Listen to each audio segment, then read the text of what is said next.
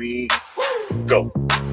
From the tailgate smoke to the late night post, best cash in the game. Raiders Coast to Coast. Click that play, let it roll. Silver, black in my soul, got 401. Righty to Jeff, breaking plays, taking notes, that chef. Film on loop, he's stacking stats, calling out schemes, exposing gaps. When the line holds, when it don't, he said what they scared to quote. Raiders coast to coast, that's the show I trust the most. From a pay down to that post, we ride it, we ride it. Raiders coast to coast, if you bleed that silver ghost, get subscribed and raise a toast. We ride it, we ride it. LV, Rita 10, bring that flame. Live from the desert, loving this game. Stories from the stands, from the strip. Heart in the huddle every trip. They debated, never fake it. Caught a draft pick, celebrated when the shield shine bright on screen. You can hear the whole fan base scream. Let's go! Let's go. Raiders coast to coast, that's the show I trust the most. From the pay down to that post, we ride it, we ride it.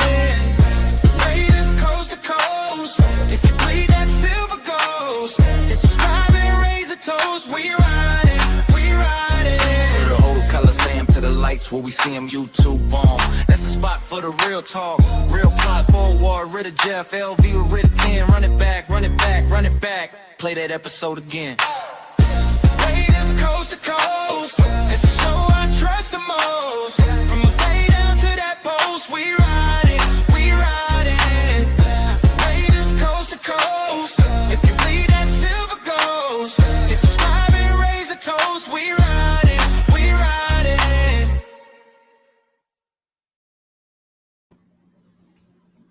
Welcome back, everybody, to another edition of Raiders Coast to Coast. We're finally reunited again tonight on a Thursday night. It's been a few weeks. We had a visit to Disneyland for this guy. And then last week, I was in the emergency room with Dawn. He ran the show solo last week, and he did a great job. So good job for you, man, last week. That was a good show, man. Appreciate it. Watched the whole thing. You did excellent. I'm very proud of how you did that. That was awesome. I had no idea he was doing that either. So it's not like I said, well, go ahead and do it. He just, boom, did it on his own and kill a show. So it's official today. We now have our offensive line coach. So the quick and the short before we get into it, Nate, what's your take? You happy about the move? I mean, I just hope that he can develop the offensive linemen that we have now, as well as the young guys that saw promise in the later when they got playing time this last year, because they showed promise when they got playing time. So I just want to see some development, because I feel like we haven't been able to develop an offensive lineman since Colton Miller, really, and that's a big problem. That's a really big problem. You know, it's not that these guys showed a lack of talent last season, because they had the talent. They had some of the skills. It's just they didn't have the direction that they needed to put everything into perfecting their craft, basically. I'm with this hire. I'm psyched. I did a lot of research on him today, and I went through a lot of stuff on him, and he's got a pretty storied history. He's been around a long time in the coaching aspect, 30 years. We're going to break it down a little bit further. Before we do that, though, we're just going to hit the chat up, see who's here. Who's got Raider follow. Haven't hit this in a while. Raiders. Let's see. We got Frank Webb is here. Tanner Jack is in the house. Sorry for the delay, folks. I didn't have the right outro set. So Nate had to hurry up and resend it to me, and it took forever to upload into the StreamYard. Forever. Let's see. Here it is. When an O-line coach, I still don't know shit about the guy. We're going to help you figure it out. we got the info on the guy. Let's see. Raider Ryan's in the house. Let's see. Jason, what's up, my guy? I believe in the hire if we get the real Rick Dennison and not a guy who's one down and doesn't have it anymore. I think we're going to be good. I really do. AO's in the house. What's up, man? Rorschach. Wow, I've been late as usual. Start time 7:17. Back off. You can call in the hotline this weekend and complain about it. How's that? P&W Mark's in the house. Let's see. Yes, reunited. Yeah. Eric's here. What's up, Eric? Eric says, great move today. Michael Guerrero's here. He says, trade Deuce Gruden. Just fire him. Let's see. Hope we go out and get Wyatt Teller. Assistant GM. John Reid is in here. Says the Raiders received calls for the number one pick. Spytek and Brady made it clear they won't trade it away, even if 3 first. They will draft their QB. That's so dumb. I would like. I want to see the where you got that from. Yeah, I just if somebody offers you 3 picks for that one, how can you not? Whatever. Boo that Lakers shit. What's he talking? Oh, I didn't even say it. John Leone's in the house. What's up, John?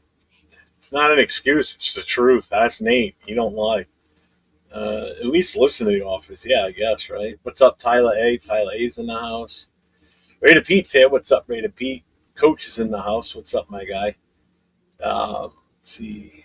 DSZ's in the house. Go Steelers. Come back tomorrow night, too. I do a show on Friday nights called The No Huddle where it's open to all fans of all 32 NFL teams. I even have the phone lines open on that Friday night show, too. You can come in and talk Steelers. More than happy to talk it up with anybody on any team. So make sure you check that out tomorrow night, 9 o'clock Eastern. Great win great win today. The U.S. women's Olympic hockey team won gold today. They beat Canada. That in itself is huge. Yeah, congrats to that, man. I think the men's team plays tomorrow, and if they win tomorrow, they play for the gold on Sunday. So go USA hockey for sure. AO says, block Rorschach ASAP for that comment. What's up? What's going on? Rafa's in the house. What's up, Rafa? So, with that being said, we're gonna bring up the information on what I dug up today and Nate and I talked about. So, we now have. Oh, all the way back. Yeah, I forgot to reset it. Rick Dennison is now officially hired by the Raiders. It's updated on his Wikipedia page already. It's not. Let me see. Is it updated on the Raiders website?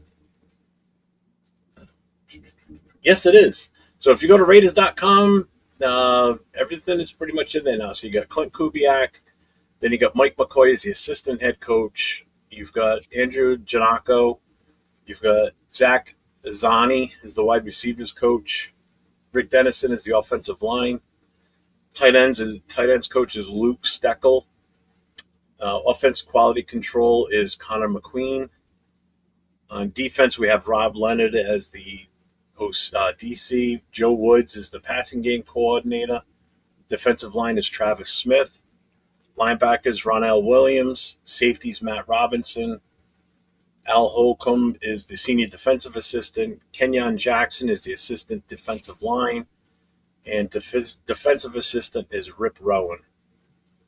And obviously our special teams is Joe DeCamillis, which we just hired a few days ago.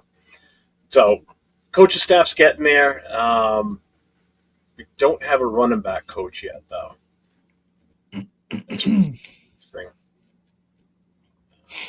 Yeah, that's pretty much the only one that's missing at this point right now is a running backs coach. So don't know what's going up with that yet. But as far as this goes, he's now the official offensive coach, which everybody knows. I know I did as a major need for us to make sure we get this one right. And like I said, this guy's got a pretty lengthy history in the NFL. As a player, too.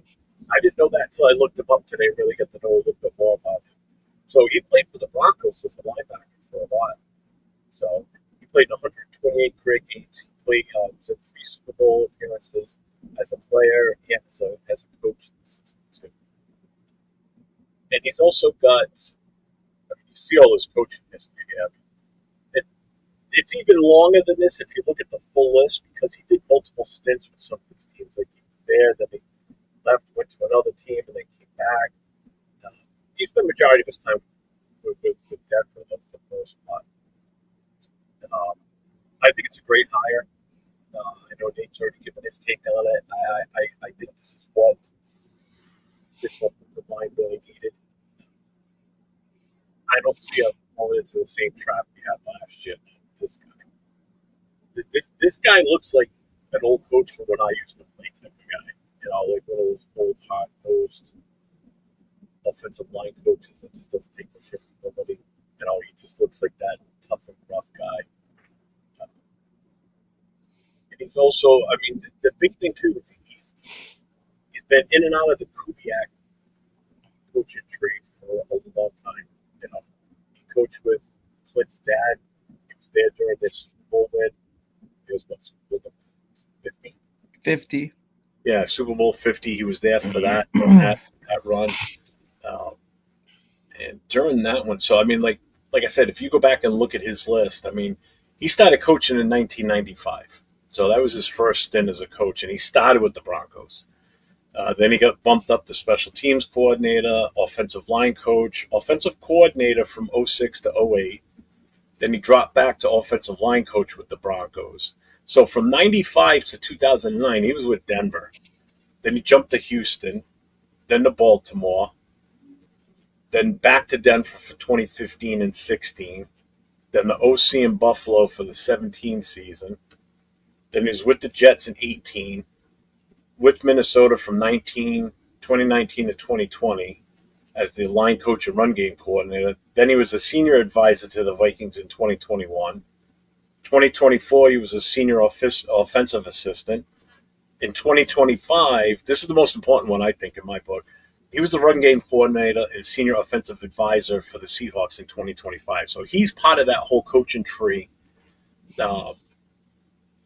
with, you know, that's been with Kubiak too in Seattle.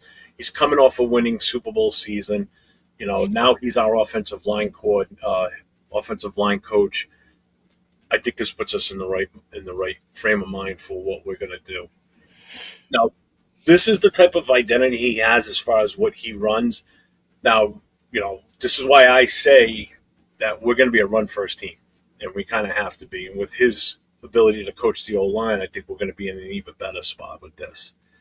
Oh, they can't hear me. Fuck. No, it's fine now. Is it better now? Yes. Okay. Now it's much better. Shit. I forgot to reset it. It resets on me after I do a show and I reboot. It defaults it to something different, and I got to get in the mindset of fixing it again every time. So I know you and I talked about this before we started. The big thing is going to come down to this first one on this line, the zone type run system.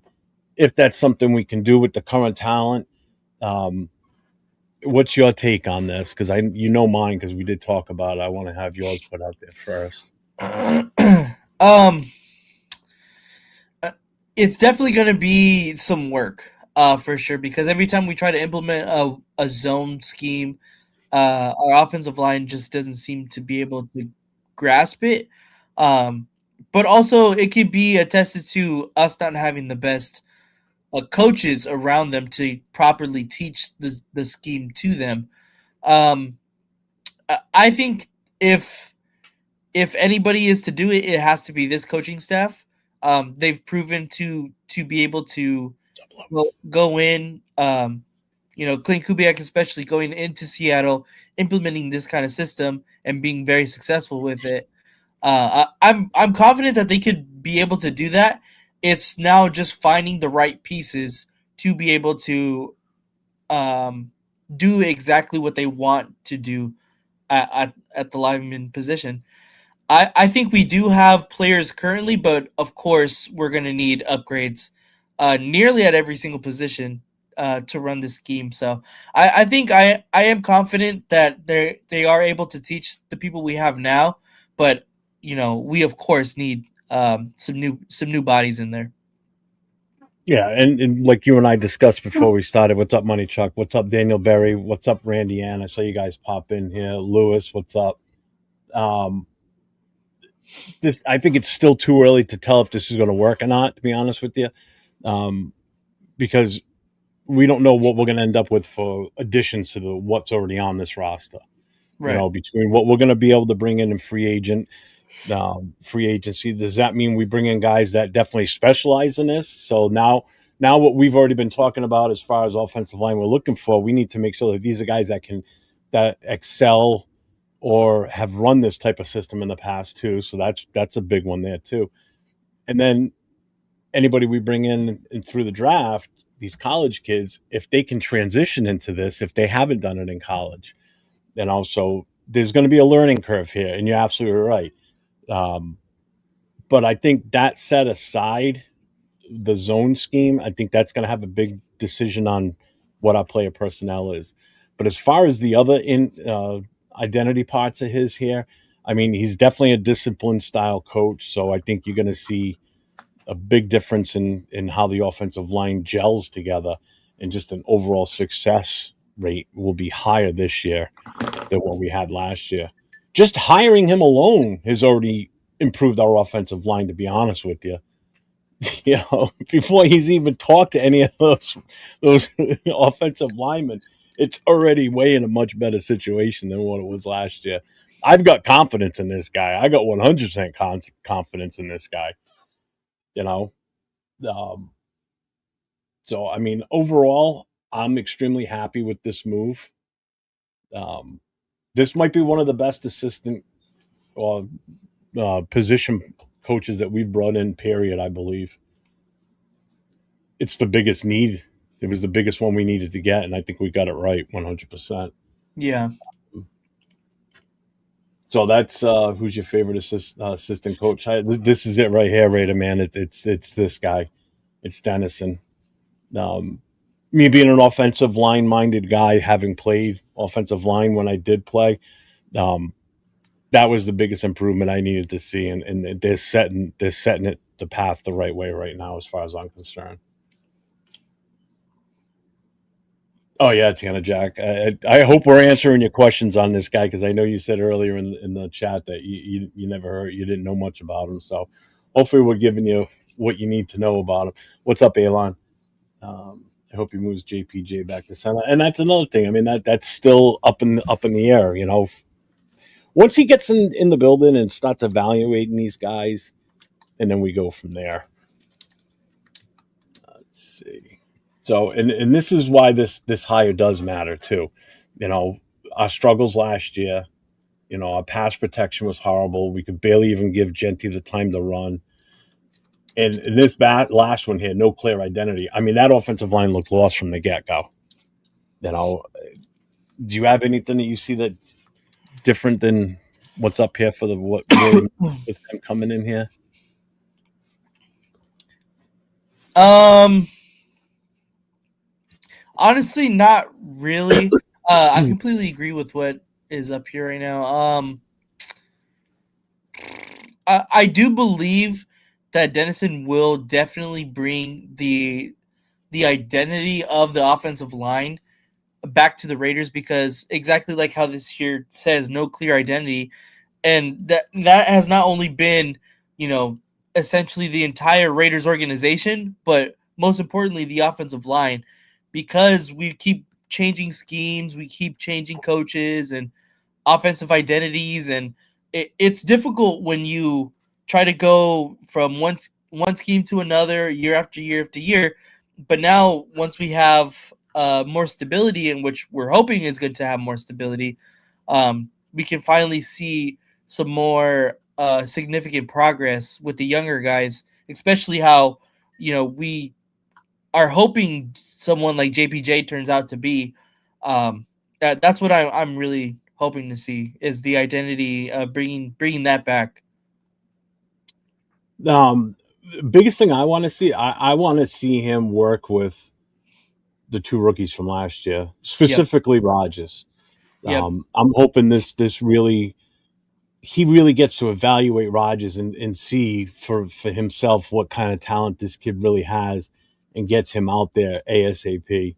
You know, with the starting five, and really get him in the mix, because I think Caleb Rogers could be one of our future group, part of that future group of, really good offensive linemen like we've had in the past, which we haven't had successfully for the last few years for sure. Uh, Yes. and I think the biggest thing, I think he's going to bring structure, just like it says here. They had no structure last year. It was Nope. obvious. It was obvious with the way things went down and all the info that leaked towards the end of the season, where Brennan was just running these guys through warm ups, wasn't really doing anything with them. He just was there to collect a paycheck. Really, Collect, that's what it felt like. yeah, collect a paycheck, get some shit on his resume that he was, because that's usually the progression for an offensive coordinator is, you get that O-line knowledge, you get the running game planning. And when you're planning the running game, that's another notch in your belt for moving up to potentially be an offensive coordinator at some point. Um, the one thing I do like though is Dennison is only listed as the O-line coach. He's not listed as the run game coordinator O-line. So his focus is going to be strictly on getting these guys to where they need to be as an offensive line unit. And that's his Yeah. job. Teach them blocking schemes, the stances, the protections, all that shit. You know, they're going back to basics is how I'm looking at this with him coming in here. They need to. They need to. You got to get these two young guys from last year and plus Glaze and JPJ all back on track. Colt Miller, I'm not worried about him. Colt Miller is going to be fine. Yes. D Menace is in the house. What's up, D Menace? What up, D Menace? Any clue who the Georgia assistant is? Who we were interested in? What position was? What was he the coach for? What position? Do you know? This is the first that I'm hearing of it. Yeah, I'm not sure on that one. Our O line just understanding their assignments would be. Oh God, yeah. You're not lying there, Chuck. That's pretty funny. They did. They look like a bunch of chickens with their head cut off running around. What's up, 805? What up, What's going 805? on? And the big thing is, I mean, if anybody's expecting an O line quick fix, it could happen. It very well could. I mean, again, that's going to be his main concentration is just working with the O line. So, and then we're back to the zone system again. The jury's still out on that, like Nate said. You know, until we know what personnel we're going to have here, what we bring over in free agency, it remains to be seen. You know, is this a long? And this is the one that gets me. Is this a long term build move? Meaning, like he's 60 years old. So he's is he 60? Wait a minute, is he 60? Sorry, he's 67. I knew he was in the 60s. He's Mm-hmm. 67. So I mean, a few more years and he's Pete Carroll's area. But again, he's only the offensive line coach. So I don't think he's here long term. I think he's here to get them straight. And then it gets handed off to someone else at some point, whether it's he gets one full season, two full seasons, who knows? Um, I just like the move. I like the move. It shows the direction. Um, so yeah, I don't think he'll be here for the full 5 years. I highly doubt that. But just look at his past record, his past history. Being with teams. He spent 1 year here, 1 year there, moving around. He's almost like a hired gun. I guess you would say. You know, he did a lot of jumping around. What's up, Raider Ben? What's going on, brother? Um, so Moneychuck says, who do you guys think we should do at right tackle? Do we draft one high, get one in free agency, or is Glaze or Grant your starter? I mean, again, now that we've got this guy in, I'm willing to give Glaze another shot with a better offensive line coach because he was good the year before. Glaze was showing promise in 2024 season. 2025, I don't know what happened to him. He Well, we was do now. so bad. It was coaching. He was so bad. But it also could be that sophomore slump that some guys have. Even JPJ wasn't the best last year. He hit some rough spots too. Mm-hmm. Um, I don't know. I'm not giving up on Glaze just yet, but I wouldn't be surprised if they try and move him inside. But with Yeah. that being said, I think we either got to try and grab one in free agency or really target one in in the draft. Definitely, we should target one in the draft regardless. Yeah, I think so as Just like well. we should be targeting a left tackle at some point and a guard. We need a lot of offensive line because we got no depth. We still have no depth. Um, what's your take? You willing to give Glaze another shot at it, or what do you think? Mm, it's tough because I do think that he has potential still, from watching him from his 2024 season. Um, it's just he doesn't look like the most mobile guy out there this year. So I don't know how well he's going to fit into the zone scheme, especially being that right tackle. Anytime you're going to run to the right, he's going to need to get space laterally, and I don't know if he's going to be able to do that. Of course, like you said, I'm willing to give him a chance to do it and prove differently, but I think it's going to have to be fixed sooner rather than later. I don't know if he's the long term choice at right tackle with this regime. Um, but yeah. Let's see. Checkmate says, "I want young and innovative D and O coordinators for the trenches. I like the old school discipline style because it's fundamentals." Oh, absolutely. That's why I love this guy. This guy's he's going to be perfect. I think he's going to be absolutely perfect for this squad. We need it. We need a guy like him. Yeah. Let's see. The bigger fix of the O line is acquisitions and transactions. We keep 4 guys, bring in 5 new, and draft a couple. May take just that too. Phil Rosher is the Georgia coach. I never heard of him. Have you heard of him Mm, before? I don't think so. Let's see. Ben says Glaze and Forsythe 1 and 2 in sacks allowed. Yeah, Forsythe played half the snaps on all eligible offensive tackle. By the way, I agree. I'll go with Glaze with a better O line coach only if we can find it. If we can't find an upgrade, also may not be a Scheme fit. scheme fit. Okay. Yeah, good thing is Forsythe's gone, so we don't have to worry about him. Thank God. Right. I mean that again. You lose Colton Miller for injury, and you got to go with what's out there. And technically, I guess he was the top option out there. Plus the familiarity with him being with Pete before too. Not that it helped much. Money Chuck agreed with you. Thank you, Get back to Manichuk. it was just bad with the Chargers O line with the O line coach. Be good with better coaching. Rick will make him better. Sign Linderbaum, Baden Smith, Stone Feet. Stone I like feet. that. Yeah, he was definitely a Pete's guy.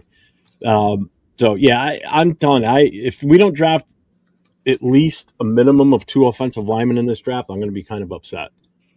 Hmm. Because we need them. We need them. But again, it also depends on what we do in free agency.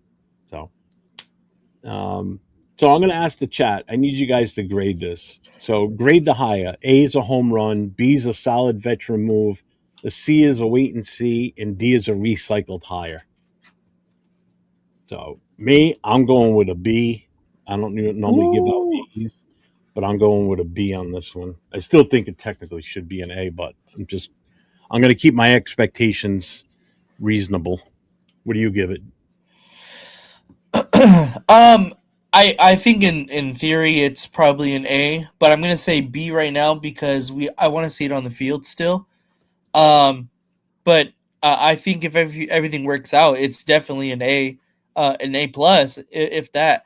But we can never, for whatever reason, the Raiders can always do something backwards, and something will happen to a coach where all of a sudden he's not a good coach anymore. So I'm gonna stick with the B for now until I completely see everything. See, that's the miserableness in Raider Nation and you coming out Right. because Exactly. you've been so you've been so disappointed and let down so often. You're just ready for it. You know it's coming at some point. Exactly. Um, I mean, if this offense turns around and Genti has a fucking killer year because we're making holes for him, then that skyrockets to a triple A. I mean Oh that. yeah, 1,000%. I mean, good God, But right now, I'm definitely I'm on that B plus A minus range. Really, Yeah, yeah, yeah. They're right there. They're right there. So what do we got in the chat? Let's see. He says any safeties we can target that can play center field. I was pissed that we lost Trevon and couldn't develop Trey Taylor.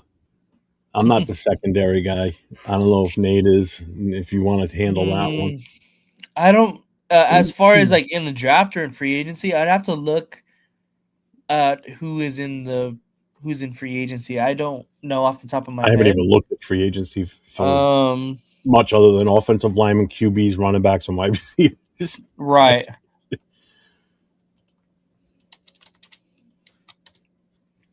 That's what I was oohing and eyeing about right there. I really like Elijah This Vera Tucker. So Ray Best says I'm in on Vera Tucker from New York Jets, Ogie, offensive guard. Has injury history, but when healthy, he's a monster. Maybe get him for cheap because of injury history. That's possible. So let's see what the chat's got for grades. So Damien says B. Checkmate says A plus. Tanner Jack says A because I like the guy. Damien says B because I don't know much about him too. Well, hopefully, I tried giving you as much info on him as we can. I like IG Cole Stream from Miami if we can't get Becton. Javeda says A plus. A Ooh, plus on OC Andrew. Oh, Andrew Janako. Yep. I don't want to fall for the banana on the tail, but exactly, Ben. That's why. that's exactly why. Oh, John's going C minus on Rob Leonard.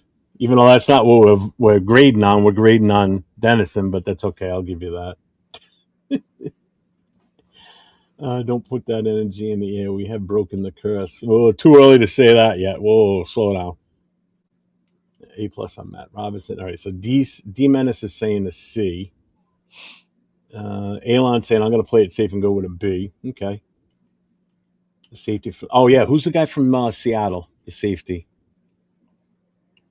Because I've heard other people say his name. I know that if somebody says the name, I'll know it because I've heard it, but I can't think of it right now. I see the only one from Seattle. Oh, I see two from Seattle, but Kobe Bryant. Duh. That's it, Brian. I knew it was Brian. Yep. Yeah, from the names that I see, I really like Jaquan Brisker. I really like Jaquan Brisker from the Bears. To me he might sign back with the Bears though because they had a really good defense last year, and I can see them just keeping everybody. Because Byard is also a free agent from the Bears as well. I mean, there's quite a bit of names on here to be honest. Like Jordan Poyer, who's obviously older now, but is known to be a pretty good player. Marcus Epps is another free agent again. Who else is on here? Kyle Duggar, Jalen Thompson, Jimmy Ward. Like, there's some pretty decent players out at the safety position.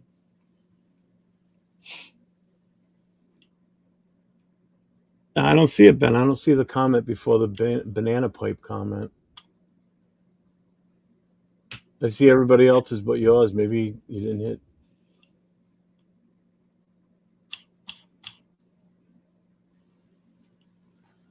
What up, Anthony? Yeah, I don't see anything. I don't see it, Ben. Let's see. But John Raid is just grading everybody.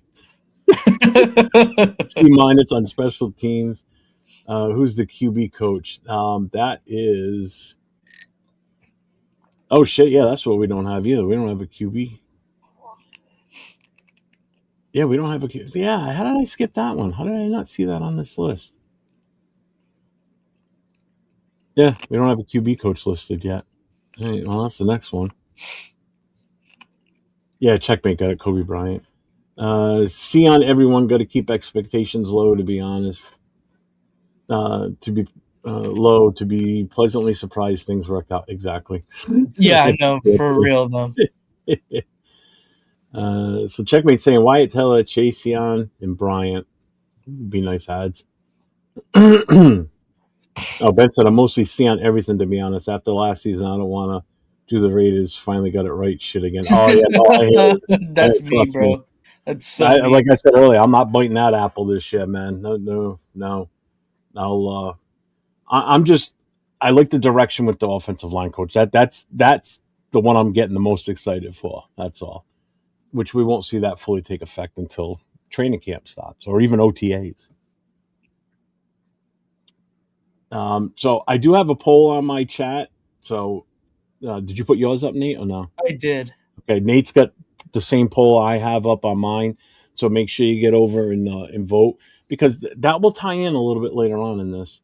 Um, so, and again, this is back basically what we're doing. We're building from the inside out. We're doing it. Hopefully, we need to do the trenches first. Then we build the identity of this team, and then we start getting the wins. So this will take some time to get to that point. It's not going to be that bang, we're here and we're going to start winning, which leads us to our next. In a minute, it'll lead to our next thing because next week combine starts February 23rd. That is a Tuesday, Monday. That's when everybody starts showing up. They'll start doing the interviews and everything, but the actual physical stuff doesn't start, I think, until Thursday. I think it is Hmm. Thursday, Friday. I'm going to do the same thing I did last year. I'm gonna go live. I'm definitely going live on offensive linemen, and I will definitely go live. Actually, I'm probably going to go live on a lot of it, but definitely on the skill day when it's the QBs, wide receivers, running backs. I'm going to do all of those. We know that Mendoza is not going to partake in the combine, but I want to see what else is out there. Yeah, What other quarterback sneaks up in this list? You know, 1,000%. Because at this point right now, it's hard to even find a number 3 quarterback to yeah, really be like solidified. yeah. Let's see. Money check. So there's going to be some good safeties in the later rounds. I wouldn't be mad at all if we took one with the second or third round pick. I don't know about you guys, but this dime bag of hopium the Raiders sold me this week is the best shit I've ever had. What's up, Anthony? Yeah, you know what? I have more confidence in this coaching staff, obviously, but I mean, it's kind of hindsight though because we already know how last year's coaching staff went. But I didn't get excited. I mean, some people got super excited when we brought Chip Kelly in, as the offensive coordinator, and we saw how that ended. He didn't even make the full season.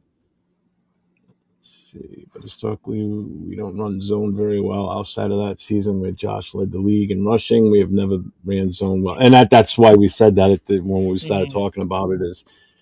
It's even tough right now to know if we can even run that based on the personnel we have, and we don't know what we're going to get free agent and draft yet. So yeah, Jerry's still totally out on that one.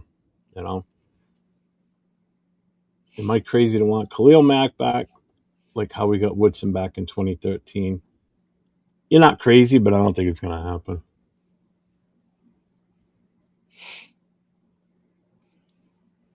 You remind me of Andy. Who's he talking to?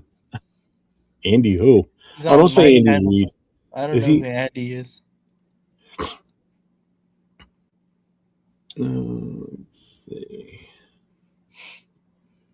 Diego Paiva. Somebody put something up on Facebook where it's Genty. Was it? It was.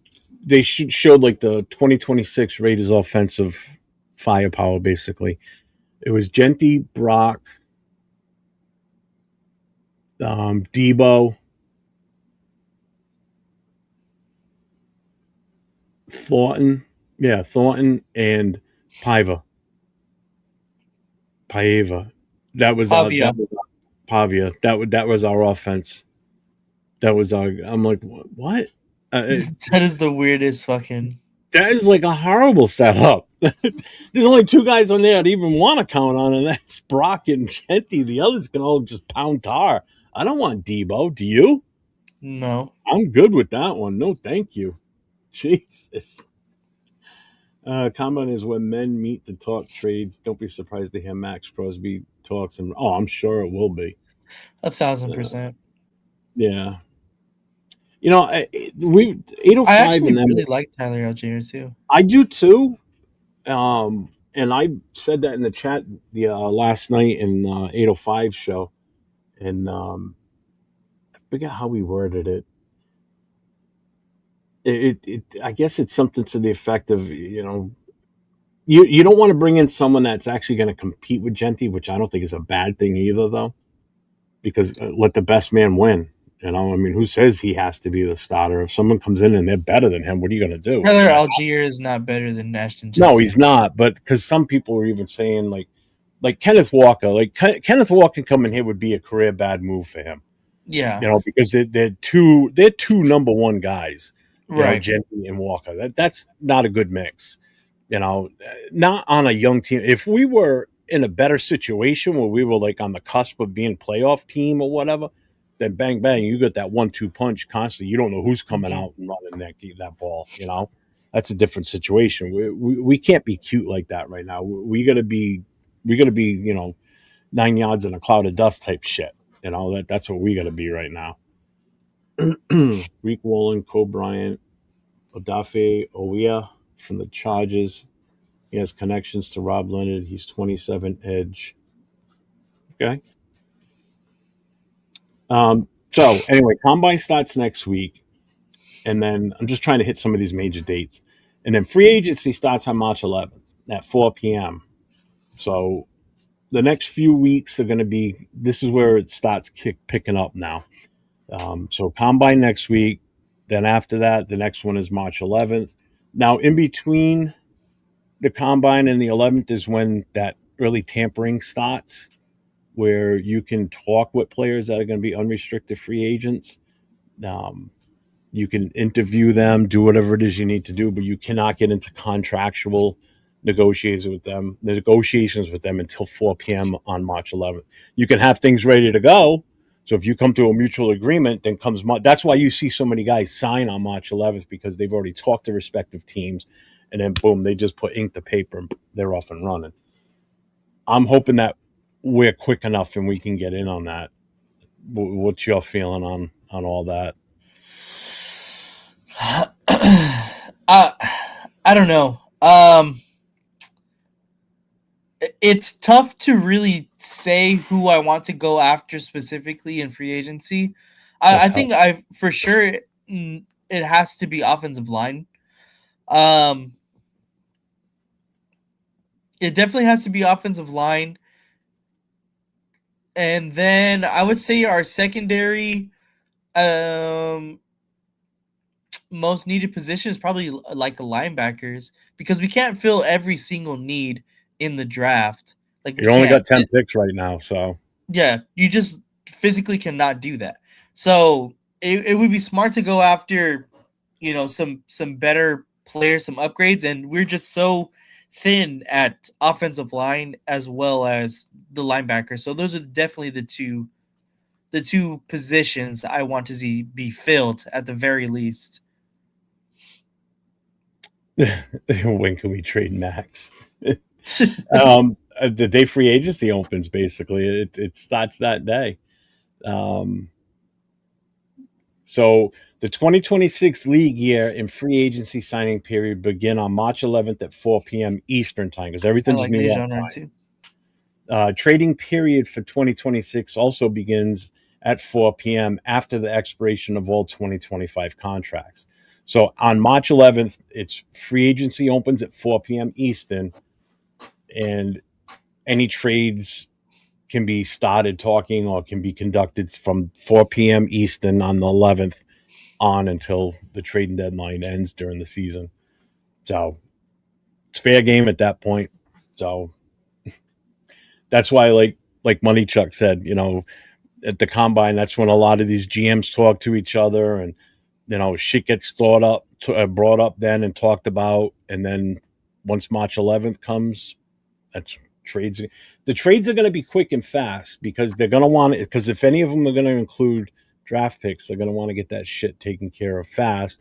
So Yeah, now you can rearrange your draft board because you got extra picks. So any trades that are going to involve draft picks are going to be done and done quick. They're not going to drag on until like the day before the draft. In some cases, they do though. In some cases, they do. Players will come to the Raiders because Brady, Spytek, Kubiak, and his father. Oh, yeah, Gary. We put a word out there. Go to Vegas where my son is at. Well, again, we thought the same thing with Pete Carroll being here, that was going to be a good thing, and it was a disaster. And the Sean Wright cornerback. Yeah, from the Bears. He's very good. And he's from Oakland. Ah, Probably grew up as a Raider fan. nice. NFL goes year round. Yeah, it goes from March 11th to March 11th. That's when their fiscal year officially starts. Yeah, we don't have a QB coach yet. I just went and looked again. I forgot that that's one of the things we still need. And you don't want to have a rookie quarterback with no QB coach. So yeah, we got to get one. So then after March 11th, the next one up is the draft. Um, and that starts on April 23rd. It's a Thursday night. Round one is the Thursday night. It's in Pittsburgh, Pennsylvania. Yours truly will be going. I will be in Pittsburgh for that, for sure. Which means we won't be doing this show. You can do, if you want to do a solo, obviously. I will be. You should actually, you know what? You should do one during the draft pick that Thursday Oh, night. yeah. You For know, sure. definitely. Um, but yeah, I will be at the draft. I'm working on trying to get my ass down up close to the stage as possible. And I found out a way how to kind of finagle your way in there. So you gotta draw attention to yourself. Basically, is what it is. Really. You gotta be seen for someone to say, "Hey, why don't you come over here?"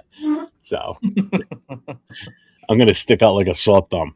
And no, I'm not wearing a costume. I'm not putting on anything like that. But I will make it. I will make it obvious. All right, wrapped up with all. Oh, what's up, Big Luck? What's going on?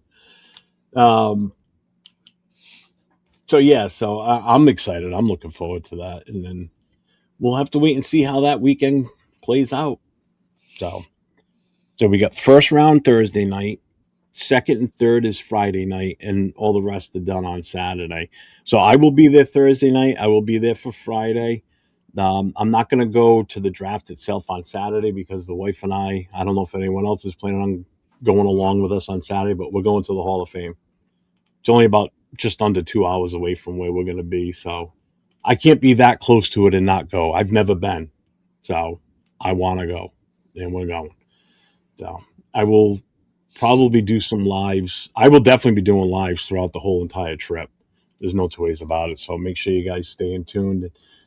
Speaking of going lives and YouTube, make sure you get over to Nate's channel, LV Raider 10.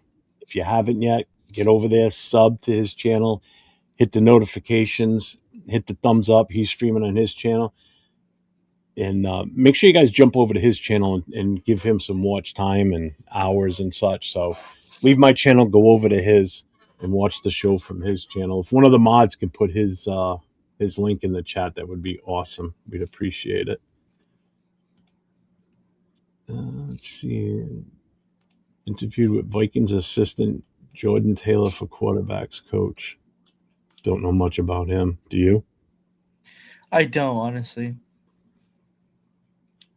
I saw that today. I guess Oh, yeah. Indiana. They're going to be moving to Indiana. Is that definite or is that just rumor No, shit? no, it's one of the two possible locations that they're going to be moving to. But it seems like it's trending towards that. Where's the other location? Um fuck, what is it Is it called? saying in Illinois? Yeah, it's outside of Chicago. Wow. So that means in the next few years we could have two teams relocating states, with the Chiefs moving to Kansas Kansas. Yeah. and the Bears moving to Indiana. Mhm. Now you'll have two teams in Indiana because you'll have them and the Colts. Yep. No matter what city they're going to play in. That's gonna be weird because they're not gonna be the Chicago Bears anymore, though. What are they gonna be called? No, they'll be the Chicago Bears. It's not far. It's less than an hour from Chicago. It still doesn't.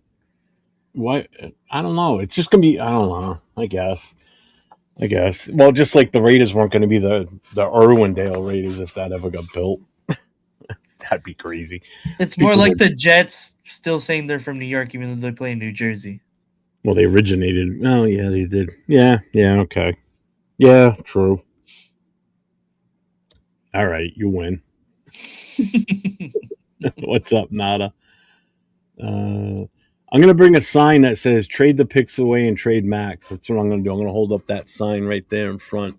You'll definitely not get in the front. Tampa in March 9th. Yes. See, much like the Giants and Jets, they will still. Yeah, all right. So he just said it too. Tyree Hill took shots at Mike Medina. Don't go over there, tweeter. I wouldn't want. I don't want Tyreek, right? You don't want him, do you?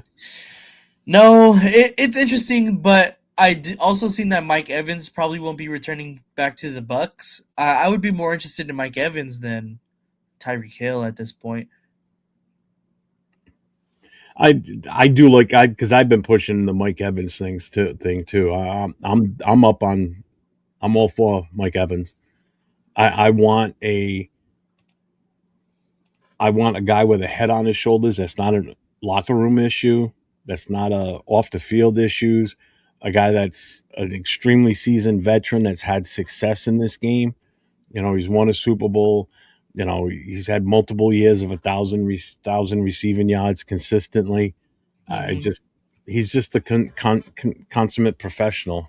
You know, I just think he would be absolutely perfect because we got such a young wide receiving crew, and it's about to get younger again because you know we're going to grab one in this draft, maybe two. You know, I just think he'd be a perfect fit. Some don't, but whatever. Just good to. Oh, what's up, Will? What's going on?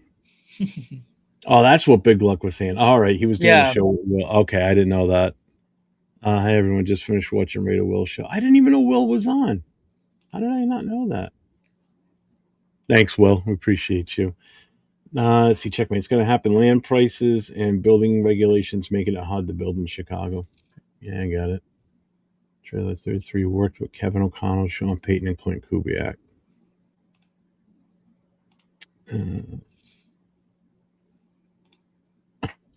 I haven't even talked about it. I'm trying not to tonight. I'm trying to be a good boy. I'm trying to bring it up. What's up, Martinez? Just want to catch up on the chat here. All right. So now that we've covered the draft and all that, so now we're going to lead into the poll. So as you see that all of our channels have a poll up on it. And basically the poll is asking you what defines success in 2026. So you got four options. A is 10 wins in the playoffs. B is 8 to 9 wins. C is 6 to 7 wins and clear development. And D, wins don't matter, just build foundation. I couldn't fit the full word foundation because it only allows you so many characters. So make sure, whatever channel you're in, make sure you vote because this ties in to our next segment that we're going to cover. What is a successful 2026 season? Now, I know I've already gone on record saying that I'm not giving us total number of wins and losses. I know what I want to see. I know what I'm looking for, but I'm going to keep that to myself for now. And I'll say it again. Nate, are you putting numbers on wins and losses this year? Like how I'm many not. wins? I'm not putting numbers on wins and losses this year. To me, I just want to see improvement. Um, I just want to see progression. I want to see an identity as far as an organization. I want to see stability. That's exactly what, like, we're literally starting at square one right now. That's all I want to see is the foundation being built and for us to start, you know, gaining towards progression. Hmm. Um, so to me, that doesn't quantify in wins or losses, at least not in this season, until I can establish a baseline of where we're at. And I think it's going to take the entire season because Clint Kubiak is a brand new head coach. A lot of the staff that we have on this coaching staff right now are first time in their position. So it's going to have some growing pains, and it's not going to look pretty at times, but I'm willing to take the patient route and wait to see where exactly our baseline is, and to see progression from there. So right now, I'm not going to put any kind of numbers out there what exactly I'm expecting. Maybe later on, after we see what the entirety of the team looks like after the draft, after free agency, closer to the beginning of the next season, I can probably maybe put out like a number out there just to fill. But as of right now, I can't see any numbers or say any numbers at least. Okay. Well, I applaud you because you are having the same take I have on that. Because I've been asked already numerous times, how many wins do you think we're going to see this year with the coaching staff? Blah blah blah blah blah blah. Yeah, I refuse to give a number. I am not giving a number. I'm not picking X amount of wins. None of that shit. I don't care if we don't win a single game this year. Well, I mean, I do, but you know what I mean. I want to see progression. I want to see maturity on this roster. I want to see continuity. I want to yep, see I want to see sustained drives. I want to see determination. I want to see the team gelling as one unit, especially the offensive line, because we live and die by how that offensive line looks. Um, so, as far as I'm concerned, Kubiak and his entire staff, they get a clear pass this year. They can do no wrong, as far as I'm hmm concerned. Okay, because it's going to be going forward after the 2026 season where you're going to start to see how everything starts to develop and where this team is going in what direction. Um, I want to see competitiveness. I don't care if we're winning by 50 points or we win by 1 point. I just want to see some semblance of an organized organization all around, from the exactly. front office all the way to the guy that runs out and picks up the tee off the field, from every aspect of this team. Okay. So you're not going to sit here and you're not going to get, I want 10 wins out of me. I'm seeing 4 or 5. You're not getting that. I'm not doing Right. it. And the reason I'm bringing this up tonight is I was on Facebook today and I saw, it just kills me today. I saw somebody post something in one of those, Raider groups, and it asked what does everybody think of is a successful season? And then I started reading some of the comments, and I was floored. I was like, "Are you shitting me?" I'm like, "Am I in like a bizarro world?" A bizarro world. Yeah, yeah. Um, because what I saw for responses was ridiculous. All right. So the question was simple. It was how many wins is a successful 2026 season? And what I saw is exactly why this franchise struggles with patience from the fans. And we've got Hmm. 4 types of Raider fans now. Okay. So I'm going to explain the 4 type of Raider fans. So this is everything I came up with from just what I read. All right. So you have the 14-win Super Bowl crowd, because there were plenty of those in that chat. Trust me, there were a lot of them. Okay. So you've got the ones that are delusional and think we're going to win 14 games and we're going to go to the Super Bowl. Then you've got the 10 wins or fire everybody crowd. hmm Okay. Then you've got the 6 to 8 wins, but show progress crowd. Okay. I can live with that because you're being patient. And then you've got my favorite, the wins don't matter, rebuild group. Tonight, we're not about, and again, this isn't about, we're not attacking fans with this, Nate and I. This is just trying to put perspective on what to expect for this season because that is one thing that always gets overlooked. Okay. Yeah. All right. So my favorite one was the wins don't matter rebuild group. That's where I fall in. And based on Nate's explanation, that's where Nate falls in. hmm So, which is why we put that poll up because I want to see where everybody else in the chat falls in with the group that follows us and partakes in our shows. So I just want to catch up on the chat here because I'm way behind on it. Yeah, see, he said I just want to see competitive progression would be nice. I want to see media sports say Kubiak tree in year 3 when we lose DC, OC, and Kubiak has that magic that McVay, Shanahan has to replace them real fast. And that came up last night in our show, right, Nate? Somebody Yeah, said that in exactly. the chat. And I said, this is a good problem to have. They said, well, we're going to be replacing our DC and OC in the next couple. That's a good thing to have because you know why? Because that means we're showing sustained success, and these guys are wanted by other teams that are looking to improve their roster or improve their coaching staff and build a winning team. So if we're having to replace our OC and DC because they're moving up the head coaches, that's beautiful because that means we're in the right place. We've got the right Hmm. people in place as it is. So that's a good thing to have. Let's see, my successful season, 8 wins. I'm happy. Grow from there in 2027. Yes, yes, yes. Is he having sex? Why is he yelling yes? So I like how determined is to trade Max. I almost said 0 wins is okay, but that physically hurt to say. It did. It did. Playoffs a bust. The only way this staff could piss me off right now would be to bring back Brandon. Yeah, no, that ain't happening. Let's see. Good. Both of you about expectations, good perspectives. Thank you. Oh, I've got some of the. I'm going to read some of them because I do have some of them Oh that yeah, come up. Yeah, right there on that sheet I sent you. yeah, Were they yeah, on yeah. that? Okay. Oh, were they?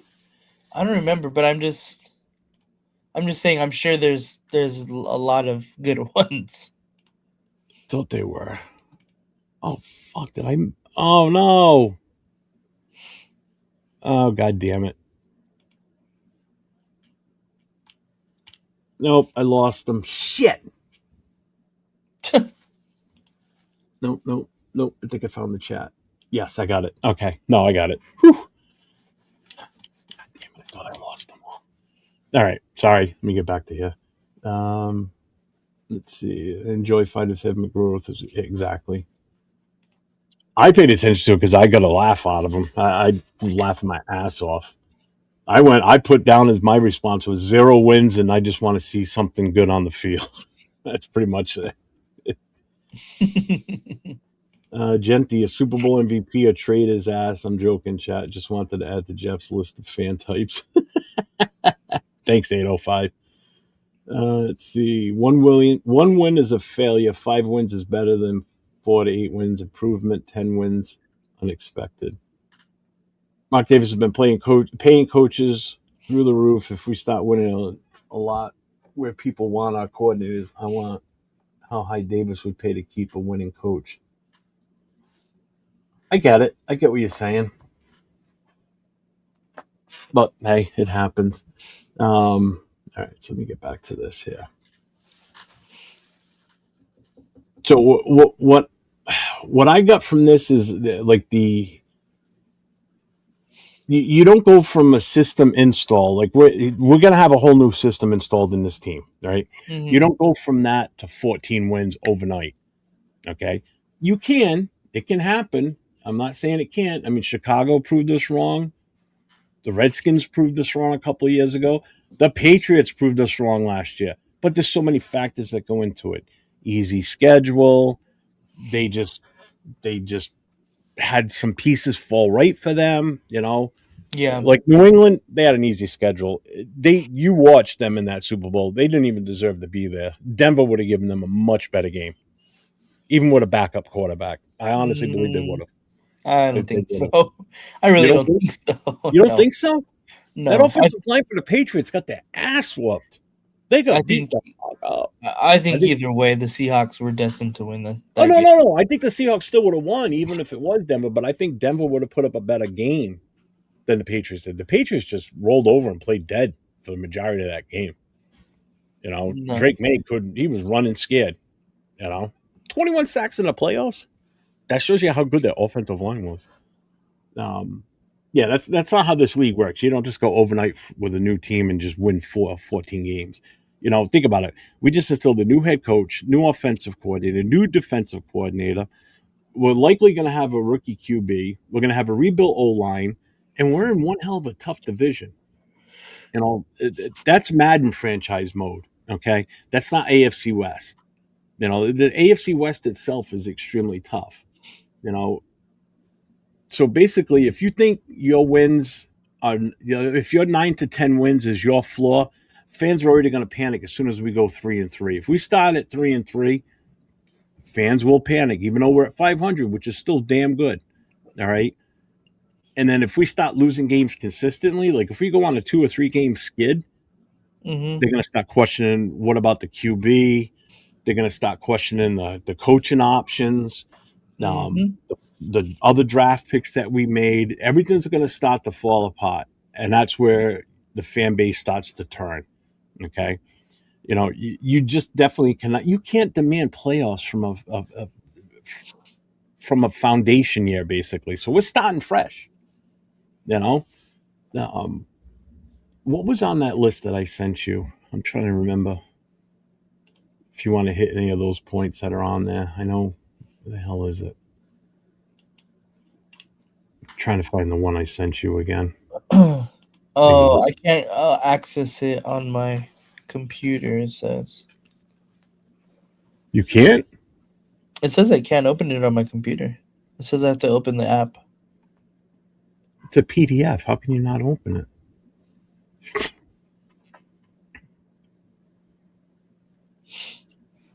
I don't know. It's weird. Yeah. Well, anyway, NFL teams don't regularly jump to 10-win seasons. The roster, the QB maturity, the division itself, and health reasons. Just players getting injured alone is going to prevent you from hitting that. So fans need to lower their expectations and just be ready to be in for a rocky season, no matter what. And if it turns out that we're good right off the bat and we continue to have sex success throughout the season, then that's a great thing. Then we struck gold. Okay, but fans just have to have a level head when it comes to this. You Yeah. know, now as far as like the smart process of this, you have to. These are things that you have to look at. Is the O line functional? Is the defense competitive? Our games close when in December when teams are tired. A lot of teams have got injury issues. Are we still keeping games close, even though we might not be winning them, but we're still keeping them close against our own division too? So usually our last three games, or our last handful of games, usually involve the 3 teams in our division, and those are always tough games. Is the rookie QB improving? Is he falling off? So let me ask you this: would you rather win 6 games with a franchise QB flashing than win with 9 and no identity? It's like if we, you got to take the good and the bad. Right. 8 to 9 wins with no identity equals mediocrity. 6 to 11, we're trending upward. Or your record 6-11, you're trending upward, but it shows that it's a real rebuild. You know, and then just even in our division, right? Are the Chiefs gone? No, they're still the top team regardless, even though they had an off year last year. Are the Chargers improving? Oh yeah, they are. Are the Broncos legit? I think so. Defensively, that's for damn sure. Defensively, 1,000%. Yeah, and I think they're only going to get better again too. They're only going to be much better. It's going to be year 3 for Bo Nix. They know what they need to fix on that team. They need a better backup. That's for damn sure. But they also need help on the offense too. For sure, they need wide receivers. That's their big need. I think. Yeah, they do.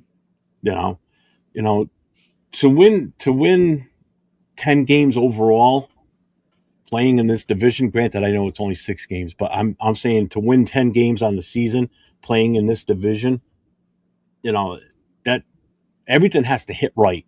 Because if it doesn't hit right, then you ain't winning 10 games playing in this division. Because 6 of them out of those 10 are coming out of our own division. So Yeah. Baby steps, folks. Baby steps. Way behind on the chat. That's because there's so much to cover on this because there was so many good things on all this. Let's see. Broncos were just big frauds as the Patriots. I don't think so. I think the Patriots were definitely bigger frauds.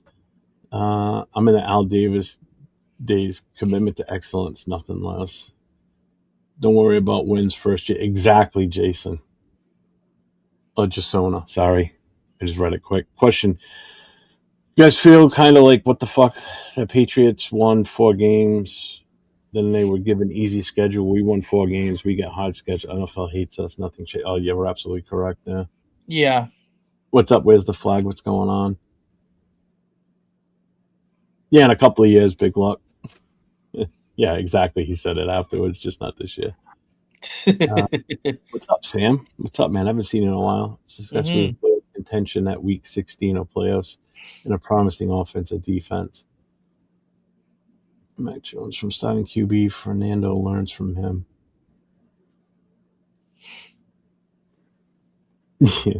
Yeah, success. Yeah. Yeah, a little twist of the words there. Sorry. Just want to do like we're not giving up. Want to hear media. Raiders are playing different. They're not quitting. Yeah, exactly. That helps too. You know, when we're just going into every game last year and just looking like complete crap. Judges 83 million in cap space. Were they the ones that we talked about this last time, right? Didn't they just jump up in cap space because of a move they made? No, that was the Chiefs. Was it? Oh, that's what it was because of Mahomes restructured his contract. That fucker. Yeah.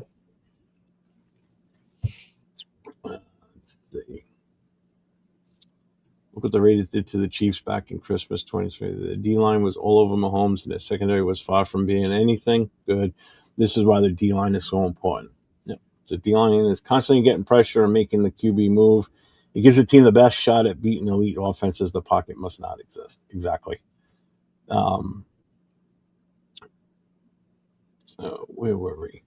So in this, in the next little part of this, why fans are split so bad too is you got 25 years of basically of trauma, 25 years of dealing with bullshit coaches, bad draft choices, bad free agent moves, and just players that gave up. You know, Mhm. the fans are split because of Super Bowl nostalgia. They want to be in the Super Bowl so bad. Trust me, I want to be there be there again too, and win one. It's been 40 plus years since we've won a Super Bowl. It's the last time I saw us win a Super Bowl was that long ago. You know, this is a complete rebuild, 100%. Last year was not. This year was a complete rebuild. So players will come, players will go. So fans have to be ready for that. And rebuilding is math. It's not emotion. And everybody gets so emotionally attached to players and don't want to see them go. But if it's for the better of the future of this team, then that's what it's at. That's what has to happen. Even if it's our beloved Max Crosby, you know, if it's for the better of the team to move forward and put a winning product on the field, then that's what has to be done. You know, You mean, but unless it's Max Crosby, he's the only exception.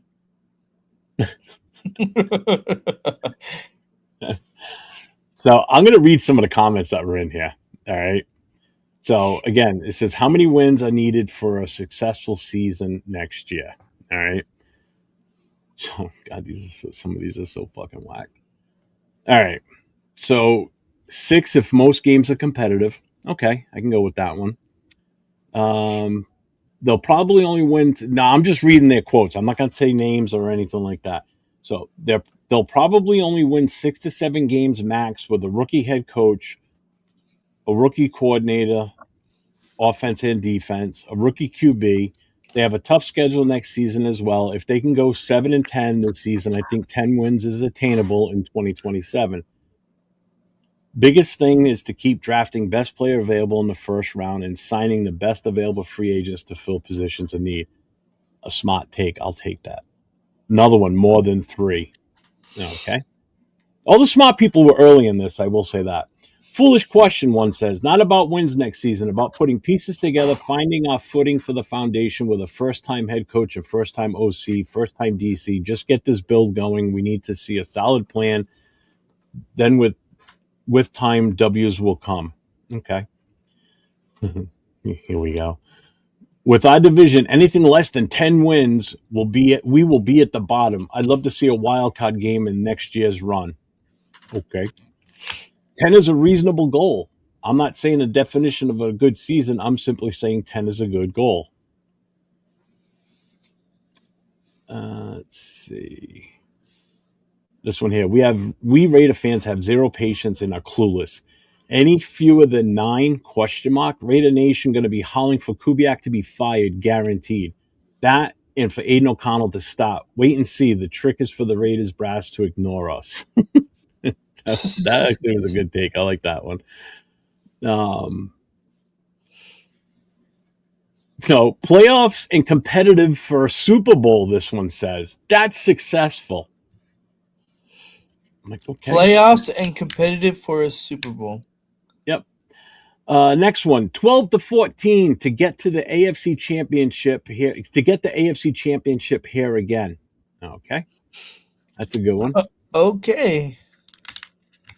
If the Patriots can go, this is the next one. If the Patriots can go from 3-14 in 2024 and bounce back to a 14-3 record last season, I know the Raiders can do it next season with a rookie because basically Drake May was a rookie. He got hurt his rookie season, if anyone remembers. So those short changes, I'm a real Raiders fan. Really? Okay.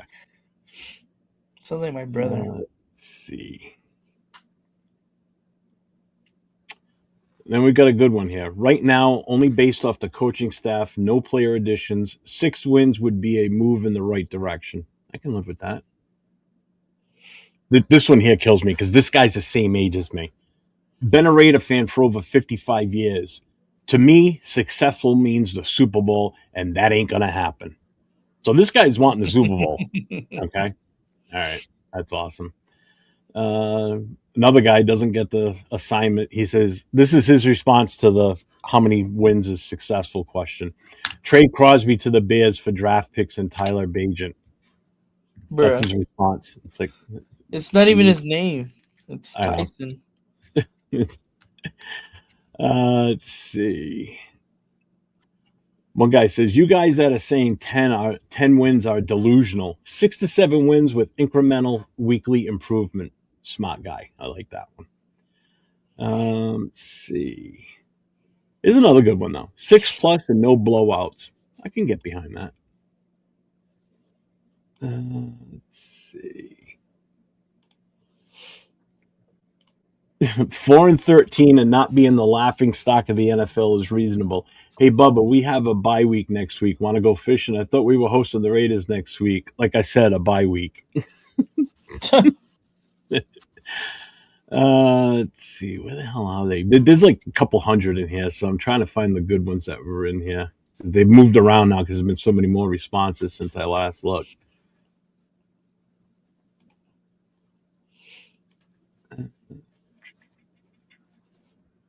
Oh, these are all good ones up front here. These aren't the funny ones. One guy goes, 2 wins, both KC games. I hate KC more than I love the Raiders. So my response too, here's my response. I just found it. I said, thanks. This totally gave me a great segment for my podcast tonight. This is great. Let's see. At least 9, but 10 puts us in line for a possibility of a playoff spot. Oh, fucking love me. For the love of God. Being competitive and continuing to improve each week. I want a playoff berth. Oh, there is somebody in here we all know. And he kept it realistic. Turf himself put one in here. He said 6. Oh, nice. I didn't see that earlier. I just found it. Turf, good job, man. I can live with that one for sure. All right, so now the rest of these people are doing it the right way. They're putting actual numbers and not saying anything else. So we've got some 10 wins. We've got some 11s. 14. We got a 14-win one in here. Let's see, a 12, 8. One guy put 58. I don't know what the fuck that's supposed to be. 1, 2, 3, 4, 5, 6 guys in a row that said 14 wins. Holy Jesus shit. Christ. 12 win. Another guy here says 20. That means we're going undefeated, I take it. Another one with 20. This is what I'm talking about. 12 and 13. He's cutting us short a few games, but okay. 12 and 3. So that just gives you the gist on just how dysfunctional some people are or delusional. I think it's hilarious. I just, yeah. What do you think? That's insane. That is legitimately insane. People are fucking stupid. I'm telling you. I don't like calling people stupid, but my God. And they're serious about it. That's the worst part. They're not even like joking, and you know they're not. No, they're not. They're They are not. 100% serious. Oh my God. I just want to see what everybody's saying in here about this. I've seen Lakers win 6, Dodgers win 3, Raiders is all that's left. Yep. Max isn't going anywhere. What's up, Mr. Makes a Lot? Last Raider AFC trophy was 23 years ago. Yeah. I love Max, but an elite D doesn't equal wins. Garrett and Browns proved that. Yeah, true. He's not wrong there. And they even got Schlesinger now, too. And you had Grant, Nathan Graham, although he wasn't as good as everybody thought he was going to be. It isn't the attachment of a play for me. It's letting go of a top player when they are so hard to get. Yeah. Well, that ain't going to be the reason why I'm not going to get rid of Max because he built his house. I'm not going to be like, oh, sorry, we're going to keep you then. That's funny. 7 wins Max. Let's see. Where's the flag? What's up? I voted wins don't matter, which is true. If Mendoza and the defense is looking like there's any kind of promise, I'm happy. Well, I'm going to close the poll on mine. Now that we've had quite a few. So let's see. What were yours at? All right. Let's see. So 67 wins. So okay, wait, hold on. It went out of order, which is weird because I put it in order. But anyway, so A 10 plus wins in playoffs would got 18%. B 8 to 9 wins 9%. C 6 to 7 wins plus clear development 37%. And D wins don't matter, just build 36%. So was D the highest? C was the highest, 6 to 7 wins, and clear Okay. development 37%. All right. Did you put it on for both? Or just one? I think I just put it on for this one. Okay. So for my vertical, 31 total votes. Let's see. A, 10 wins plus 10 plus wins in a playoff was 10%. B, 8 to 9 wins was 16%. D, wins don't matter, build foundation 26%. C, 6 to 7 wins plus clear development 48% voted that. Mm-hmm. On my full, where the hell did it go?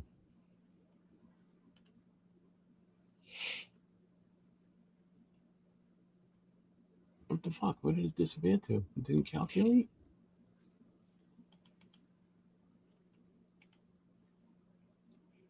Oh, here it is. Okay. On my landscape one, A, 10 plus wins in playoffs, 11%. B, 8 to 9 wins, 22%. D, wins don't matter, build foundation, 32%. And C, 6 to 7 wins plus clear development, 35%. Mm-hmm. So for you, it was C was the highest on yours, and C was the highest on both of mine. Mm-hmm. So that's That's at least we don't have a bunch of delusional people that follow us. yeah, exactly. The top two were the ones that should be the true answer, really. That's Right. what's keeping, the expectations right about here, and we're not up here thinking, oh, we're going to the playoffs and winning the Super Bowl. Well, we like the guys that had 20 wins. Those are undefeated seasons at 20 wins. You know that's Crazy. 17 wins in the regular season, 17-0, and then winning the 3 playoff games, with the Super Bowl included in that. That's You're delusional. If it happens, beautiful, absolutely great. If it doesn't, which more likely it's not gonna, fucking 805. Turf said 6. That's the most positive Turf's been in 2 seasons. Soak it up while you can. Normal Turf will be back once we draft Mendoza. Oh, what's up, Chewy? What's going on, man? No, Bill M. 5 or 6 wins is probably reasonable with the schedule, but 8 would be extra successful. Let's see. I auto corrected it because this ain't a drinking contest show. What did he say? What did he say? Did I miss what he said? I don't know. Sam, every time I guess wins, we win 10 less. A successful season is not getting swept, which we didn't last year. So I guess last year would be successful. We beat the Chiefs last game. That's true. So basically, the closing message on this is, if you demanded 10 wins right now, you're setting this staff up for fail right before we even have our first game. All right. But if you demand growth, accountability, and identity, that's how contenders are built. That's how this team's going to be built going forward. And we're building something sustainable. Are we building something sustainable, or are we chasing the instant gratification? Obviously, the instant gratification is we have a winning season, we make the playoffs, we might get bounced right away. That's instant gratification. That's what's going to make fans happy. That's what's going to stop them from saying we need to fire the coach. Oh, If we win less than 6 games, fans are going to call. They're going to call out Kubiak. They're going to want to fire him. If Mendoza fails or whatever, they're going to call him out too. The Raider fans are fickle and not patient. So, and with that being said, that concludes what is a successful 2026 season. That was fun. I like that. You got your stuff set up? I'm ready. Yeah. Now it's trivia time, folks. And I turn the show over to my guy, Nate. All right. So yesterday on Raiders Connection, on the Raider Connection, Leo kind of put together a game where we have a budget and we pick between Raiders great players, and it kind of got me thinking of who are really the top 50 players in Raiders history, or who are the top players in Raiders history. What does that quantify as? So we are going to play that exact game here. Want me to add it now? Go ahead, yeah. Okay. I might have to switch screens. Hold on. Is this a little better? All the freaking ads. Oh, the fucking ads are ridiculous on that. The ads are insane. What the fuck? You know what I feel like I'm looking at? I feel like I'm looking at like one of my kids' fundraisers when they were in school with all the different shit all over the fucking page and everything. It's like, good God. Yeah, the ad is crazy on here. I don't know why it's so wild. Hold on, let me try to zoom in just a touch. So it's not so ad heavy. I can do full screen layout. Yeah, I just made it the whole screen. Let me see, how does this look? Nope, too small. We'll go back to full screen. You don't need to see us. I'll get rid of that banner too. Gives you a little more room. All right, there you go. This should be better. Yeah, right, Dixon? More ads than Pornhub. God damn. Oh, God, huh? So, right here, NFL top 50 Raiders of all time. Can you name the top 50 Raiders of all time according to PFF? which is Pro Football Reference. And then the last update was January 9th, 2026. Okay, cool. So it's fairly recent. right. There's 50 players, of course. You have to name the top 50. We have a 10-minute timer. And let me just get situated so I can start typing before we get Oh, I going see here. it. They got all right. So everybody's aware. If you guys can't see it, so it's going to be they're ranked 1 through 50. So who do you think is the number one?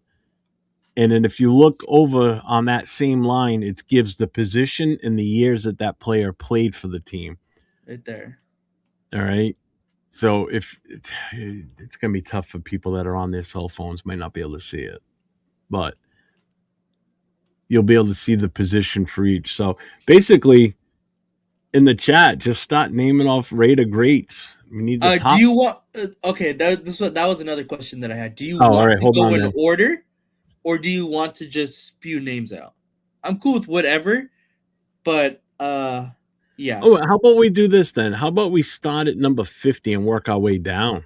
All right, 50-1. Okay. So we're going to start at number 50. So you read out the number and then the position and the years, and we'll see if everybody can get it, and we'll start from there. All right, everyone ready? Are you ready, Jeff? Yeah, I'm ready. I'm not going to name them if I can help. If the chat gets stumped, then I might. I don't know the answers, just to let everybody know. You will know the answers. Well, I mean, I don't know them ahead of time, basically. Oh yeah, neither do I. This is the first time I played it. So, all right.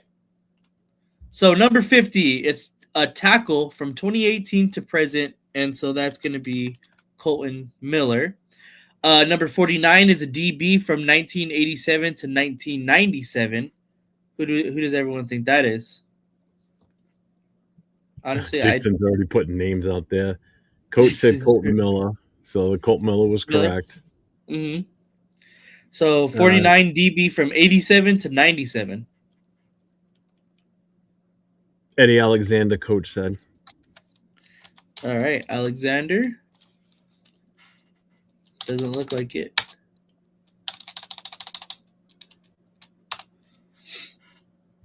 Fucking Chewy. Anyone else? John Cena? Okay.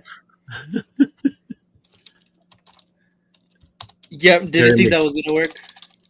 Sam Tonka said Terry McDaniel. That was number 20. Wow. He was number 20. Anderson. Eddie Anderson, not Alexander. Yeah, Eddie Anderson. Yeah, you're All right, there he goes. Eddie Anderson. Number 48, linebacker, 1965 to 1972. Ooh. Oh, we're going old school. 65 to 72. That's kind of old. That's definitely out of my knowledge range. I don't know that one. Any guesses in the chat here? 1965 to 1972. I have no clue. You know what? I think we might just move on. Yeah.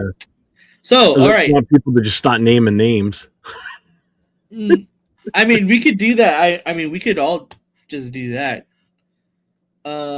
Grayson? Coach said Dave Grayson. No. Not Dick Grayson. Grayson was number 35. Number 35. He close with the years, 65 to 70. Moses. Okay, coach said don't skip. So we're going to go in order. Don't skip. Okay, don't skip. Atkinson. Checkmate said Atkinson. Nope, Atkinson was number 21. Good and he was a DB too. Yeah. This is a linebacker. Linebacker from 65 to 72. Ja Raider said Michael Myers. I don't think he makes the top 50. Yes, Dick Grayson is Robin. I mean, if Colt Mill is number 50, there's no way Michael Mayer is number 48 or lower.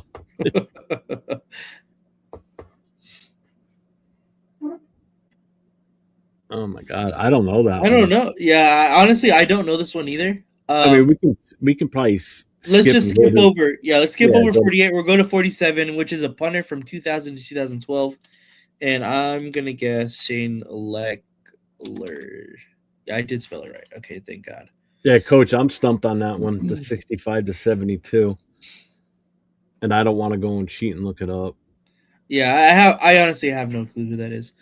But we'll go on to number 46, and that's a DB from 1983 to 1989. I don't know what the asterisk is for. Does it say? It doesn't say what the asterisk is for. Could be Hall of Fame. What year is it? Based on career approximate value status. I don't. So it doesn't really mean anything. DB from 83 to 89. Mike Haynes. Yeah. Checkmate said There you go. Dan Connery. It was Mike Haynes. No, but Dan Connery might be the linebacker he's referring to. Oh. Or Connors. Nope. Number Dan 19. Connors, linebacker, 64 to 74. Oh, same era. All right, you got that.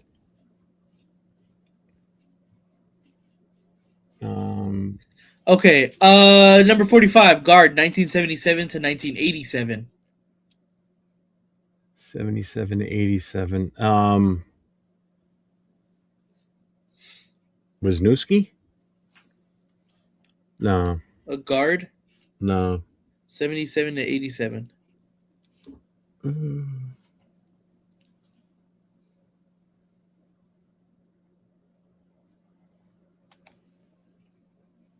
Oh my God. Charlie Hanna? Nope. I feel like we should have probably done 1 to 50 because it's going to be harder. And we only have 4 minutes now. Wow, we're already down to 40. Wow. Yeah. So, all right, we're going back to 1. So, Otto. We're gonna. Oh, look it was Gus Otto, 48 linebacker. Someone said Gus Otto in here too. Yep. Checkmate said it. There it is. Nope. Yeah. Oh, Snob said it too. That's Knobs. SB Knobs. Coach is loving this. He says, "No, I dig this." Well, what's the one above? What's the next one? So we're all right. still So on guard 1977 to 1987.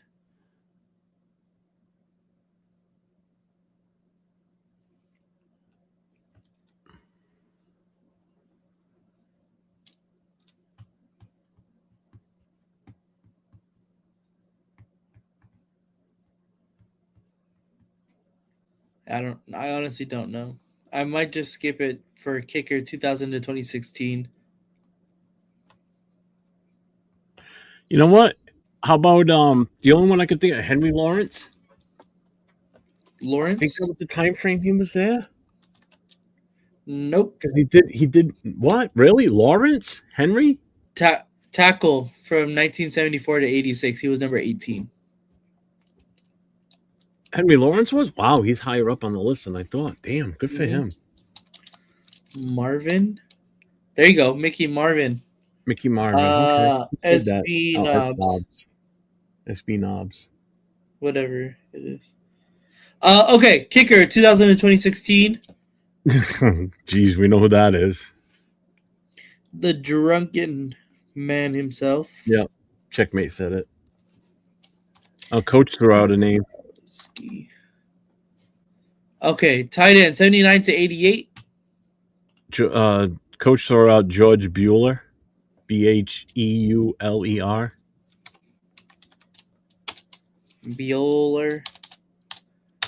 Bueller. All right, tight end 79 to 88. Guys, we're gonna have to. That's Christensen. Can you pause the timer? Or does it pause everything? It's gonna. You can't see it anymore. As well. Ah, God damn it! All right. Yeah, that's why. Yeah, definitely Christensen. All right, we're gonna start at the top. I'm sorry, guys. So this is gonna be Shell. Yeah. Oh. No, that's gonna. Nope. The guard is gonna be Upshaw. Upshaw. That's who I was thinking of. Yeah. Upshaw. Brown. Guard 89 to 2001. 89 2001. 89 to 2001. Holy shit.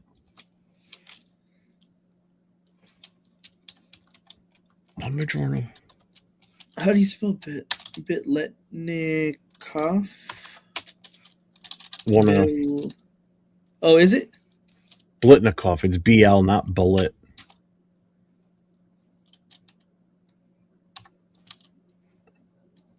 Wait, okay, hold on. What did you say? It's Blitnikoff, not Bolitnikov. Oh, It's there you go. oh no, I was wrong. It's BILEN. I'm sorry, Yeah, BILETN yeah. IKOFF. It is two F's. All right, I fucked that one up.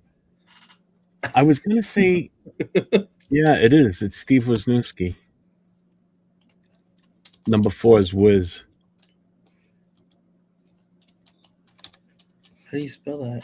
W It's I N I S N N I I E. E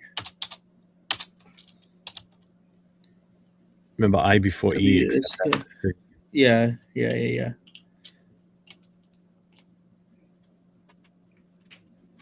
70. Damn, we're That's at gonna be 44 Cliff. seconds.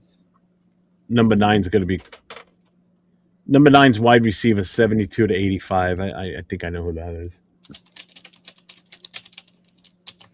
Yeah, those asterisks, those are Hall of Fames. Those are definitely Hall of Famers.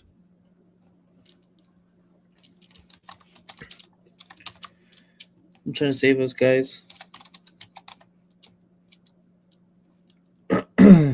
Oh, maybe not, because Woodson's doesn't have an asterisk. Cliff Branch, coach said. That's what I thought it was too. Yeah, Linebacker. well, Nah, I was just gonna say Rod Martin too. I mean, to be fair, we started at 50. We should have started Yeah, at we just 1. started from the top. But, yeah, here we go. So let's see who we missed. We missed Rod Martin, Lester Hayes, Dave Dalby, Ted Hendricks, Lincoln Kennedy, Don Mosbaugh, Darryl LaMonica, Phil Villapiano, Rich Gannon, Jack Tatum, Clem Daniels, Greg Townsend, Max Crosby, Mark Van Egan, Wayne Hawkins, Matt Millen, Ben Davidson, Namdi, McLaughlin, Barrett Robbins, Sistrunk, Barry Sims, Beaker, and George Bueller. Oh, Coach called them out too. Coach said Bueller. Right here. He Yeah. called that at 12 o'clock, right at midnight. He called that. Good call, Coach. Nice job. Jaw rate, a mission fail. We'll get him next time. These time ones are tough because I know we've done these before too, you and I. These time ones can be a bitch. Hi, we're back. Hey, anybody notice the background, how it's showing little lightning flashes and the logo fades in and out? Yeah, Jim Plunkett wasn't on that list. No, yeah, I seen that. How does he not make the top 50? Wow. I mean, I can see why he's not in the Hall of Fame, but top 50? He's definitely ranked higher than Christ. Where was Rich Gannon on that list? Was he even on that one? Honestly, he was, but I don't remember. Even Derek Carr, with all his stats, wasn't on that list. Derek Carr was on there. Was he? Yeah. I didn't even see him. Reading comprehension isn't your highest. Did I not call his name out in red? No, because we got him. Oh, we did? All right. Oh, I agree, Chuck. Definitely. I did. I love Otto, but Gene Upshaw, man, he was just a beast. Yeah, Hendricks was on that list. All the ones with the asterisks were definitely Hall of Famers. If you looked at that list, those are all Hall of Fame guys. Minus a few that are but weren't notated, like Woodson wasn't listed. He didn't have an asterisk next to his. But all right, they put Carr. Carr was 11. Yeah. Wow. Wow. Okay. Well, I hope everybody enjoyed that. That was fun. 10 minutes isn't enough. We needed like 20. Jesus. That 10 minutes went by fucking fast, man. Good Yeah, Lord. it did. Let's see. So we just did trivia time. And anybody have any questions in the chat on anything that we covered tonight? I thank everybody that partook in the polls. Thank you, thank you, thank you. Appreciate you all.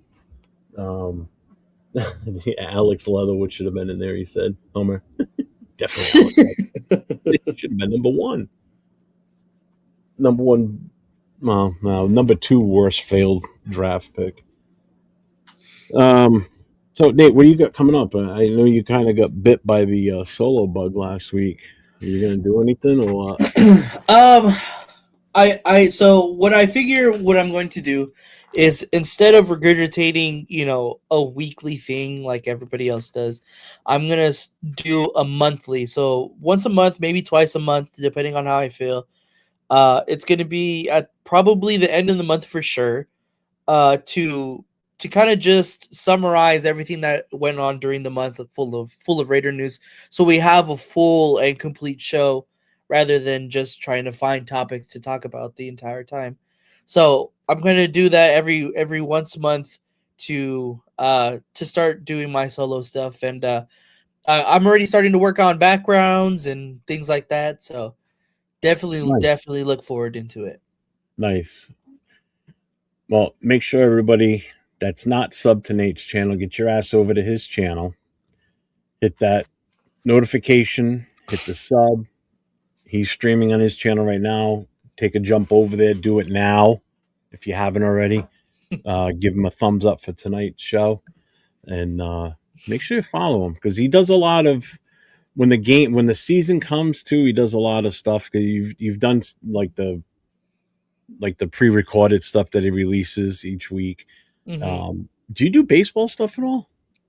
I don't. You haven't. Just because you don't. I don't. I was also thinking I might do that. Um, during like for my once a month. I didn't know if I wanted to do specifically Raiders stuff or do just kind of sports in general. But we'll see. I guess we'll see how it evolves. But Well, you know what? You're knowledgeable about football and definitely baseball. I mean, your Angels and everything.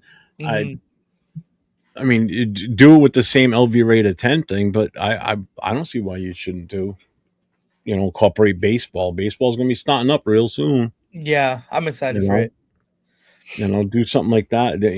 Don't pigeonhole yourself to Raiders stuff. So you broaden your Right. horizon. That's why I changed the Friday night thing where it's open to any and all fans. It's not necessarily Hmm. Raiders. That's why we shifted on Saturdays to do a strictly Raider phone calling. So just Raider fans on Saturday nights. So yeah, so make sure everybody checks out tomorrow night. No Huddle, 9 p.m. Eastern. It's open to all fans of all 32 NFL teams. So if you know anybody that's a fan of one of the other teams in the league, send them my way on Friday nights. The phone lines will be open tomorrow night. The phone line's open now. If you want to call and leave a voicemail, we will listen to that tomorrow night. And then Saturday night, you'll have myself and Jason Downs at 10 o'clock Eastern time, Pacific, Eastern time PM, 10 o'clock at night, doing the Raider voices. So, and that'll be an open phone line call also. So, you got anything? That's it.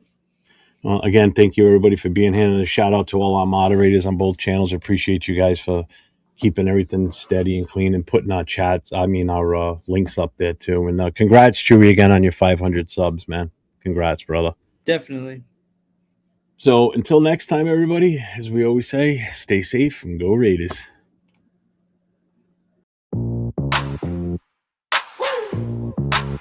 From the tailgate smoke to the late night post, best cash in the game. Raiders coast to coast. Click that play, let it roll. Silver, black in my soul, got 401. Righty to Jeff, breaking plays, taking notes. That chef, film on loop, he stacking stats, calling out schemes, exposing gaps. When the line holds, when it don't, he said what they scared to quote. Raiders coast to coast, that's the show I trust the most. From a bay down to that post, we riding, we riding. Raiders coast to coast, if you bleed that silver ghost, hit subscribe and raise a toast. We riding, we riding. in, bring that flame. Live from the desert, loving this game. Stories from the stands, from the strip. Heart in the huddle every trip. They debate it, never fake it. Call the draft pick, celebrate it when the shield shine bright on screen. You can hear the whole fan base scream. Let's go! Let's go. Raiders coast to coast. That's the show I trust the most. From the bay down to that post, we ride it, we ride it. Raiders coast to coast. If you bleed that silver ghost, then subscribe and raise a toast. We ride it, we ride it. We're the old Coliseum to the lights where we see them YouTube on. That's the spot for the real talk. Real plot forward, rid of Jeff, LV with rid of 10. Run it back, run it back, run it back. Play that episode again.